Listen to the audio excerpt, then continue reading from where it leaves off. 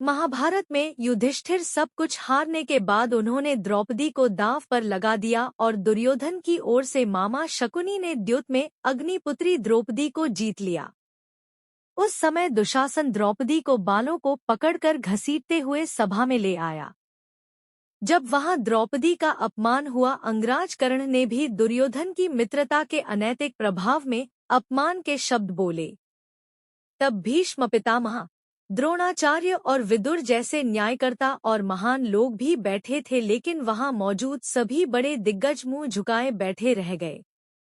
इन सभी को उनके मौन रहने का दंड भी मिला। भगवान श्री कृष्ण ने पांचाल नरेश ध्रुपद की पुत्री द्रौपदी को प्रश्न के उत्तर में कहा कि तीनों ने दुर्योधन को अन्नदाता समझ लिया था, इसीलिए उसे रोकने के लिए पर्याप्त नैतिक धर्मोचित साहस नहीं कर सके। दुर्योधन के आदेश पर दुशासन ने सभा के सामने ही द्रौपदी का वस्त्र चीर हरण करना चाहा, परंतु श्री कृष्ण ने हस्तक्षेप करके चीर हरण को रुकवाया। द्रौपदी महाभारत के अनुसार पांचाल देश के राजा द्रुपद की पुत्री थी। वह पंचकन्याओं में से एक थी जिन्हें चिरकुमारी कहा जाता था। कृष्णेय, यज्ञसेनी, महाभारती, सैरंध्री, पांचाली, अग्निसुता आदि अन्य नामों से भी विख्यात थी। वह पांडु पुत्रों युधिष्ठिर, भीम, अर्जुन, नकुल, सहदेव की भार्या हुई द्रुपद को बंदी के रूप में देखकर द्रोणाचार्य ने कहा, हे द्रुपद, अब तुम्हारे राज्य का स्वामी मैं हो गया हूँ। मैं तो तुम्हें अपना मित्र समझकर तुम्हारे पास आया था, किंतु तुमने मुझे अपना मित्र स्वीकार नहीं किया था। अब बताओ, क्या तुम मेरी मित्रता स्वीकार करते हो?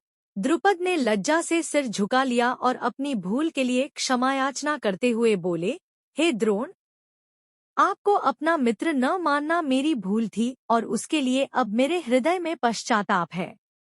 मैं तथा मेरा राज्य दोनों ही अब आपके अधीन है।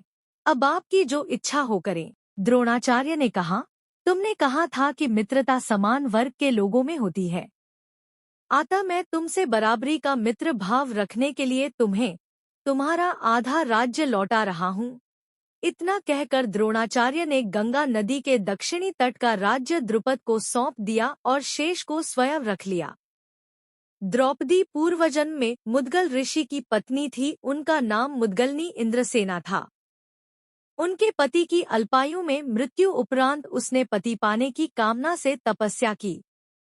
भगवान शंकर ने प्रसन्न होकर उसे वर देने की इच्छा की। उसने भगवान शंकर से 5 बार कहा कि वह सर्वगुण संपन्न पति चाहती है, जो सर्वोच्च धर्मवान, सबसे सुंदर, सर्व बलशाली, सर्वश्रेष्ठ धनुर्धर, सर्वश्रेष्ठ तलवार विद्या निपुण हो। तब भगवान शंकर ने कहा कि अगले जन्म में उसे 5 गुणों से भरा पति मिलेगा, क्योंकि उसने पति पाने की कामना 5 बार दोहराई थी।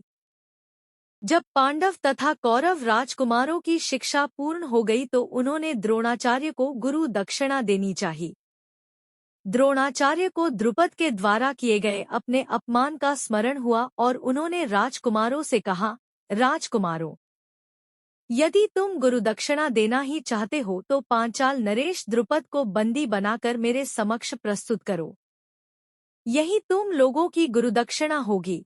गुरुदेव के इस प्रकार कहने पर समस्त राजकुमार अपने अपने अस्त्र शस्त्र लेकर पांचाल देश की ओर चले। पांचाल पहुंचने पर अर्जुन ने द्रोणाचार्य से कहा, गुरुदेव, आप पहले कौरवों को राजा द्रुपद से युद्ध करने की आज्ञा दीजिए। यदि वे द्रुपद को बंदी बनाने में असफल रहे तो हम पांडव युद्ध करेंगे। गुरु की आज्ञा मिलने पर दुर्योधन के नेतृत्व में कौरवों ने पांचाल पर आक्रमण कर दिया। दोनों पक्षों के मध्य भयंकर युद्ध होने लगा, किंतु अंत में कौरव परास्त होकर भाग निकले। कौरवों को पलायन करते देख पांडवों ने आक्रमण आरंभ कर दिया। भीमसेन तथा अर्जुन के पराक्रम के समक्ष पांचाल नरेश की सेना हार गई। अर्जुन ने आगे बढ़कर द्रुपद को बंदी बना लिया और गुरु द्रोणाचार्य के समक्ष ले आए। गुरु द्रोण से पराजित होने के उपरांत महाराज द्रुपद अत्यंत लज्जित हुए और उन्हें किसी प्रकार से नीचा दिखाने का उपाय सोचने लगे। इसी चिंता में एक बार वे घूमते हुए कल्याणी नगरी के ब्राह्मणों की बस्ती में जा पहुँचे। वहां उनकी भेंट याज तथा उपयाज नामक महान कर्मकांडी ब्राह्मण भाइयों से हुई। राजा द्रुपद ने उनकी सेवा करके उन्हें प्रसन्न कर लिया एवं उनसे द्रोणाचार्य के मारने का उपाय पूछा।